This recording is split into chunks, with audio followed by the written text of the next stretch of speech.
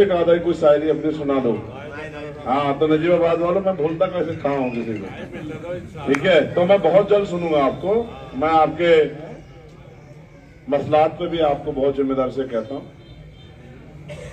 एहसान भाई इस बात की तस्दीक करेंगे मेरे बात कि मैं हाथ मोड़ के छोड़ता नहीं।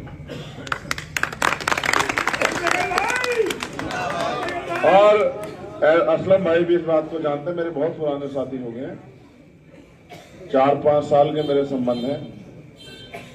जब मैं किसी का हाथ पकड़ता हूं तो आखिरी पल तक उस रिश्ते को निभाता हूं। अगर मुसीबत आएगी तो भी आपके साथ खड़ा हूं और खुशी होगी तो भी आपके साथ खड़ा हूं, कभी आपको अकेला नहीं छोड़ूंगा।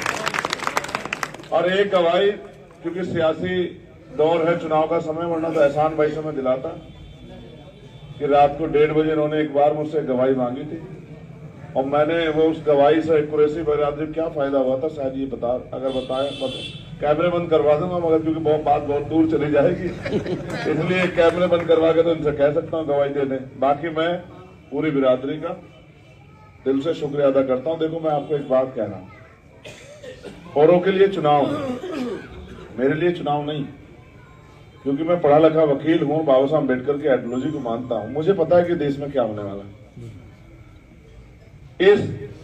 ये जो बात मैं कह रहा हूं, इस पर गौर कर लेना आप लोग।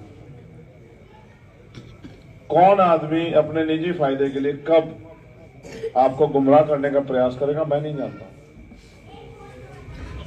मैं आपके सामने हूं और आईने की तरह हूं, जैसा हूं आपके सामने। पिछले 11 साल में मैंने जो किया वो आपके सामने, आपके बीच में। एहसान भाई इसलिए मेरी बात को मजबूत करते हैं क्योंकि वो मेरे बड़े भाई है, मेरा घर है वो, और वो जानते हैं और उनके याद है भी कि मैं बात का इतना पाबंद हूं कि 22 वोट से हमारा चेयरमैन जीत गया था सहारनपुर में, एक जगह जहां हम रहते हैं छुटमलपुर, और वो पहली बार वहां चेयरमैन ही हुई और पहला मुस्लिम चेयरमैन हम लोगों ने वहां बनाया।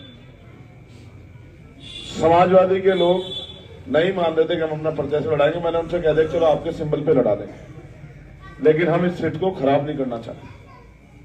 आपकी इस बार बार की लड़ाई में ये सीट खराब हो जाएगी। जो चेयरमैन जो कोतवाली हम पे आ रही है वो भाग जाए कहीं और। तो हमने वो करा दी, लेकिन जब उसका सर्टिफिकेट 22 वोट से हम जीत गए तो सरकार देने से, सरकार के नेता और specially deputy chief minister involve थे, वो देने को राजी नहीं थे। मैं घर गया, एहसान भाई के यहाँ स्वागत चल रहा था क्योंकि उनके बेटे, हमारे छोटे भाई जो है वो चेयरमैन बने थे दोबारा।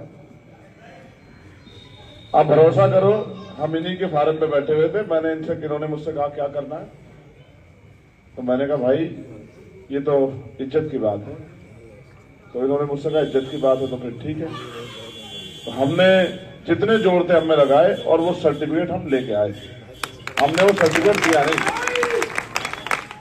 ये गवाही है कि जब हम लड़ने में आते हैं तो चाहे पूरी सरकार खिलाफ खड़े हो जाए फिर उसकी परवाह नहीं करते। आपके यहाँ भी डर होगा आपको कि वोट की चोरी ना हो जाए। जब तक चंद्रशेखर आजाद है चोरी तो बहुत दूर के बाद, चोर भी ठीक रहेगा, मेरी बात को। और बड़े बड़े नेताओं को यही एक तकलीफ हो रही है कि अब तक तो हम इनको डरा के वोट ले लेते थे कि भाई डरो और हमें वोट दो।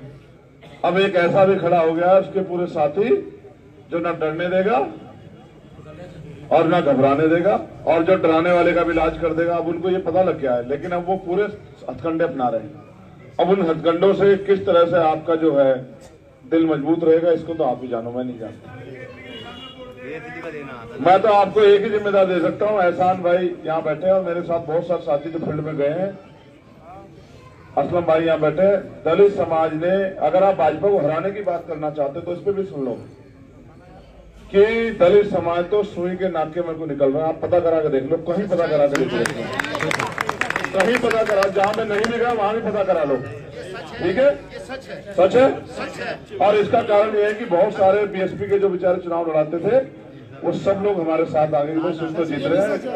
भैया जहां आप नहीं गए ना दलित समाज में, नेटवर्क में कुछ क्षेत्र बैक साइड में हम लोग वहां गए तो उन्होंने कहा कि वोट नहीं, खून का एक कतरा भाई के लिए, ठीक है?